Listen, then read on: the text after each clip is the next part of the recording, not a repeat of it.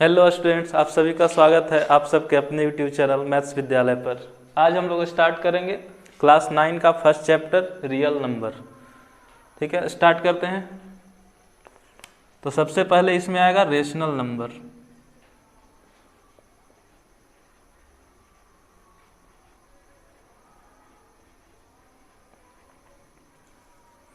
अगर बात करें रियल नंबर होता क्या है, ठीक है, तो रियल नंबर रेशनल और इरेशनल दोनों नंबर से मिलकर बना हुआ होता है। या तो हम रेशनल नंबर कहीं पे लिखें तो वो भी क्या कहलाएगा, रियल नंबर कहलाएगा, या फिर क्या कहलें इरेशनल नंबर लिख लें तब भी वो क्या कहलाएगा, रियल नंबर ही कहलाएगा।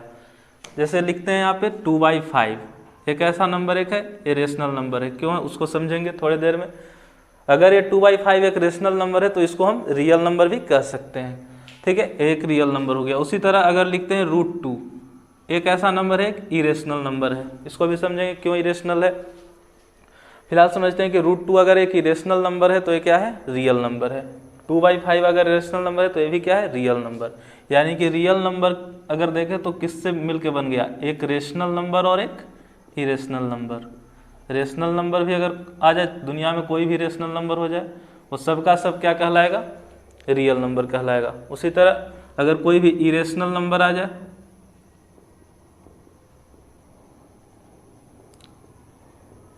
तो वो भी रियल नंबर ही कहलाएगा। तो कोई भी रेशनल लिख लें या कोई भी इरेशनल लिख लें, सबका सब रियल नंबर। तो आज हम अपना पहला टॉपिक स्टार्ट करते हैं रेशनल नंबर को। ठीक है, ध्यान से देखेंगे।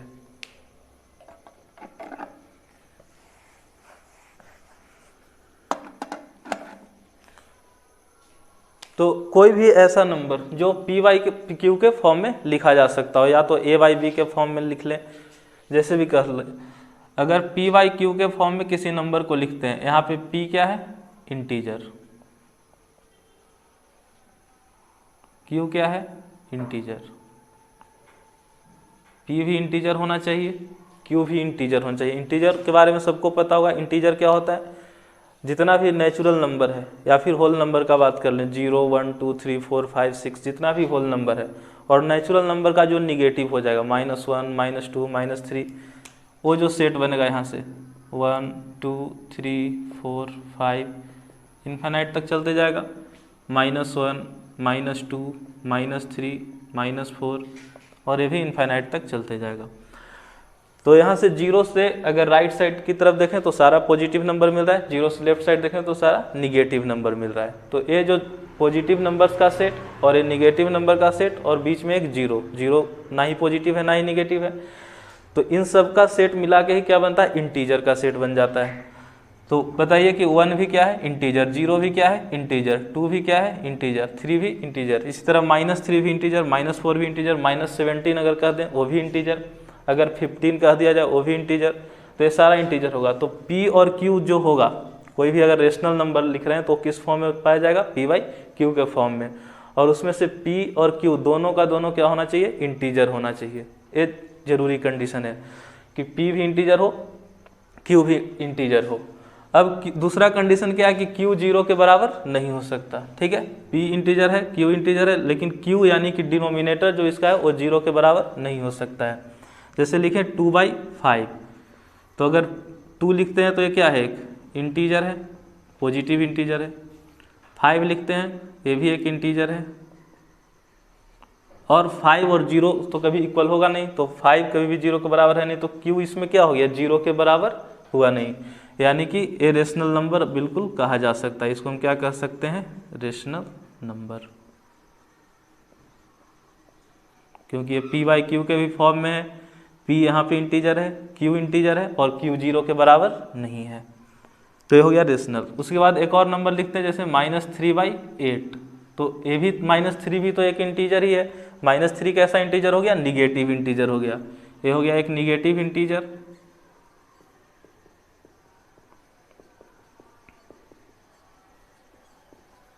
एट हो गया एक पॉजिटिव इंटीजर। और इसमें जो डिनोमिनेटर है, यानी कि P/Q का अगर फॉर्म देख रहे हैं तो Q जो है वो 0 नहीं है। तो 0 नहीं है तो ये भी क्या कह सकते हैं, इसको भी कहा जा सकता है रेशनल नंबर। ये भी एक क्या कहलाएगा, रेशनल नंबर। रेशनल नंबर का कंसेप्ट क्लियर हुआ होगा बिल्कुल, कि रेशनल नंबर क्या होगा, पी वाई क्यू के फॉर्म में हो, पी और क्यू दोनों इंटीजर हो और क्यू 0 के बराबर नहीं हो, तो वो कहलाएगा रेशनल नंबर। अब इसमें कुछ पॉजिटिव रेशनल नंबर होगा और कुछ निगेटिव रेशनल नंबर होगा। पॉजिटिव रेशनल नंबर उसको कहेंगे जिसमें न्यूमरेटर और डिनोमिनेटर दोनों का साइन क्या हो, सेम हो। और निगेटिव रेशनल नंबर उसको कहेंगे जिसमें किसका, न्यूमरेटर का और डिनोमिनेटर का साइन क्या हो, डिफरेंट हो, अलग अलग, तो उसको कहेंगे निगेटिव। जैसे यहाँ पे माइनस दिख रहा है और नीचे में क्या दिख रहा है, प्लस दिख रहा है, तो ए माइनस ए प्लस, न्यूमरेटर निगेटिव हो गया और डिनोमिनेटर पॉजिटिव हो गया, डिफरेंट साइन, यानी कि एक ऐसा rational number negative rational number.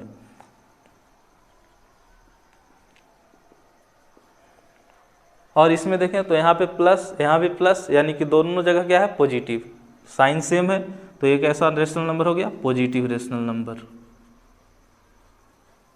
उसी तरह अगर लिखते हैं -3y-7, एक नंबर लिखे -3y-7, सबसे पहले तो इसको देखना है कि रेशनल नंबर है या नहीं है। तो -3 कैसा इंटीजर है, निगेटिव इंटीजर है।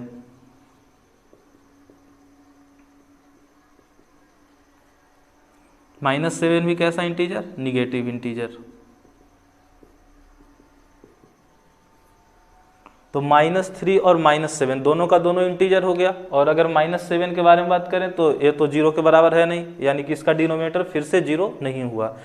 तो न्यूमरेटर -3, डिनोमिनेटर -7, दोनों का दोनों निगेटिव, यानी कि साइन हो गया सेम। और साइन अगर सेम हो गया तो ये फिर कैसा रेशनल नंबर हो जाएगा, पॉजिटिव रेशनल नंबर।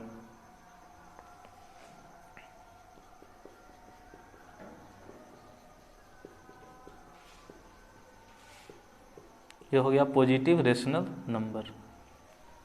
ये सब बेसिक्स 8 क्लास में भी पढ़ चुके हैं, लेकिन 9th का है तो इसमें फर्स्ट एक्सरसाइज हम लोग का रेशनल नंबर से रिलेटेड है, तो रेशनल नंबर के बारे में थोड़ा बस जान लेते हैं। अब आगे रेशनल नंबर को देखें तो इसमें स्टैंडर्ड फॉर्म एक आता है कि स्टैंडर्ड फॉर्म रेशनल नंबर का कब होगा।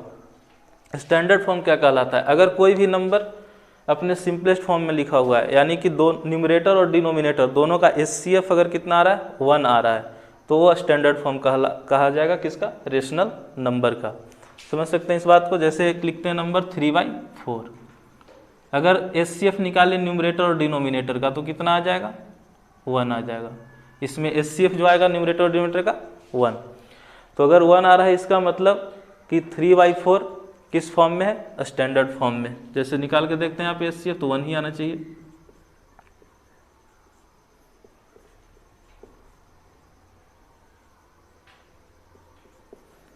ठीक है, एचसीएफ कितना आ गया, 1। तो अगर एचसीएफ 1 आ रहा है तो यह स्टैंडर्ड फॉर्म में कहा जाएगा। कोई नंबर लिखते हैं जैसे 10/20, अब यह स्टैंडर्ड फॉर्म में है या नहीं है, तो बिल्कुल भी नहीं है स्टैंडर्ड फॉर्म में, क्योंकि अगर इसका एचसीएफ निकाला जाएगा तो कितना आ जाएगा, 10। और 10 आने के बाद अगर इसको स्टैंडर्ड फॉर्म में मान लीजिए चेंज करना है, तो जो भी एचसीएफ आया उससे हम क्या कर लेंगे, इसको डिवाइड। अगर इसको डिवाइड करते हैं तो यहाँ पे आएगा 1, यहाँ पे आएगा 2। अब 1/2 जो नंबर आया है ये किस फॉर्म में, ए स्टैंडर्ड फॉर्म में कहा जाएगा, क्योंकि अब 1 और 2 का जब एचसीएफ निकालेंगे तो एचसीएफ कितना आएगा, 1 आएगा। इसलिए स्टैंडर्ड फॉर्म कहा जा सकता है कि कोई भी ऐसा रेशनल नंबर जिसमें न्यूमरेटर का और डिनोमिनेटर का एचसीएफ कितना आए, 1 आए, तो किस फॉर्म में कहेगा, स्टैंडर्ड फॉर्म में। नेक्स्ट इसमें देखें तो 2 रेशनल नंबर अगर गिवन है, उन 2 रेशनल नंबर के बीच में अगर हमें और भी कुछ रेशनल नंबर फाइंड करना हो तो कैसे कर पाएंगे। अगर हमारे पास 2 रेशनल नंबर कोई भी गिवन है, उसके बीच में बहुत सारा रेशनल नंबर 4, 5, 6, 100, 200, 300 कितना भी फाइंड करना हो जाए तो कैसे करेंगे। तो सबसे पहले बताइए कि रेशनल नंबर अगर 2 हमारे पास मौजूद है तो उसके बीच में कितना रेशनल नंबर और निकाला जा सकता है। जैसे एक रेशनल नंबर लिखते हैं 5, एक रेशनल नंबर लिखते हैं 6। 5 और 6 रेशनल नंबर है या नहीं, बिल्कुल है, क्योंकि इसको हम 5/1 के फॉर्म में लिख सकते हैं, 6/1 के फॉर्म में लिख सकते हैं। अब यहाँ से 5 भी इंटीजर, 1 भी इंटीजर और q 0 के बराबर नहीं, यानी कि डिनोमिनेटर 0 है नहीं। 6/1 ये भी रेशनल नंबर। तो ये दोनों अगर रेशनल नंबर है तो इसके बीच में कितना रेशनल नंबर और मौजूद होगा, तो इसके बीच में जो रेशनल नंबर होगा वो होगा इनफाइनाइट। कितना भी रेशनल नंबर निकाला जा सकता है 5 और 6 के बीच में। तो मान लीजिए कि इसके बीच में हमें कहा जाए कि 6 रेशनल नंबर निकालिए, 6 रेशनल नंबर निकाल दीजिए 5 और 6 के बीच में।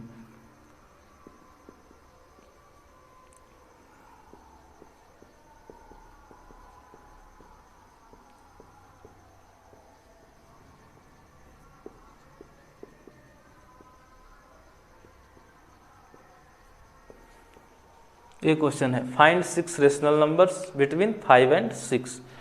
तो सिंपल सा तरीका है, 5/1 और 6/1 के तरह से इसको लिख सकते हैं। अब जितना रेशनल नंबर फाइंड करना है उससे एक बढ़ा करके क्या कर लेते हैं, इसके न्यूमरेटर और डिनोमिनेटर को मल्टीप्लाई करके इक्विवेलेंट फ्रैक्शन निकाल लेते हैं। यानी कि 5/1 हमें निकालना कितना रेशनल नंबर है, 6 से। तो यहाँ से किससे मल्टीप्लाई कर लेंगे, 7 से। 7 से ऊपर भी किए, 7 से नीचे, यानी कि न्यूमरेटर को भी 7 से मल्टीप्लाई, डिनोमिनेटर को भी 7 से मल्टीप्लाई, तो आ जाएगा 35/7। अगर 6 का देखें तो 6/1, इसको भी 7 से करते हैं तो 42/7। जितना रेशनल नंबर निकालना था हमें, 6 रेशनल नंबर फाइंड करना था, तो हम 6 से एक बढ़ाए 7 से। मल्टीप्लाई करने के लिए और भी बड़े नंबर से भी किया जा सकता है, लेकिन एक बढ़ा कर लेंगे तो हर कंडीशन में हम रेशनल नंबर को आसानी से फाइंड कर सकते हैं।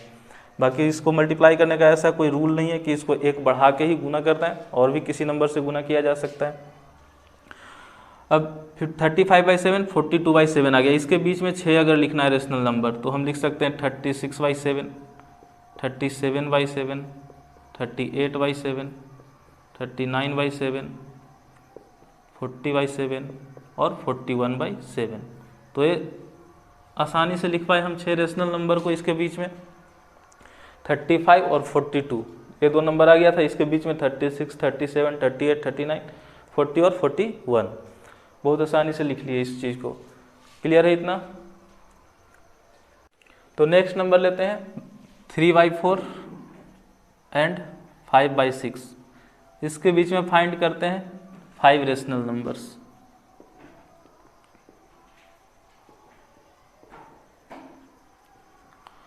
थ्री बाई फोर है एंड 5/6 है। इसके बीच में अगर 5 रेशनल नंबर फाइंड करना है तो कैसे करेंगे? तो सबसे पहले इसके डिनोमिनेटर को क्या कर लेते हैं, इक्वल कर लेते हैं। इसका डिनोमिनेटर 4, इसका डिनोमिनेटर 6। तो डिनोमिनेटर को अगर बराबर करना होगा तो क्या निकालेंगे, दोनों डिनोमिनेटर का एलसीएम। तो बताइए एलसीएम ऑफ 4 एंड 6 कितना हो जाएगा, 12। तो डिनोमिनेटर को बराबर करना है तो 3/4 इक्विवेलेंट फ्रैक्शन अगर लिखें तो किससे मल्टीप्लाई करेंगे, 3 से, तभी तो 12 यहाँ पे आएगा। अगर 4 को 3 से मल्टीप्लाई करें 12, 3 को 3 से करेंगे 9।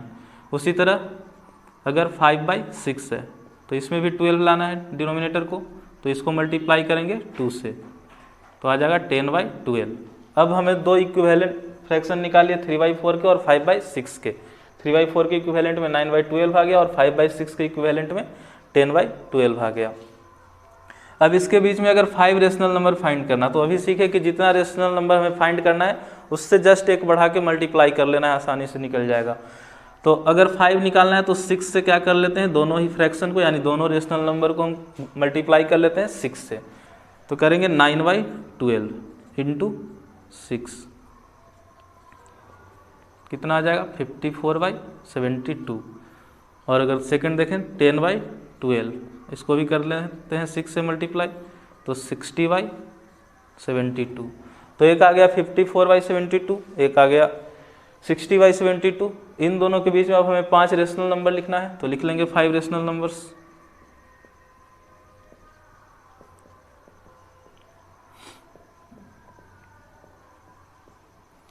फाइव रेशनल नंबर इसमें क्या हो जाएगा, 55/72, 56/72, ऐसे करके आगे बढ़ा लेंगे।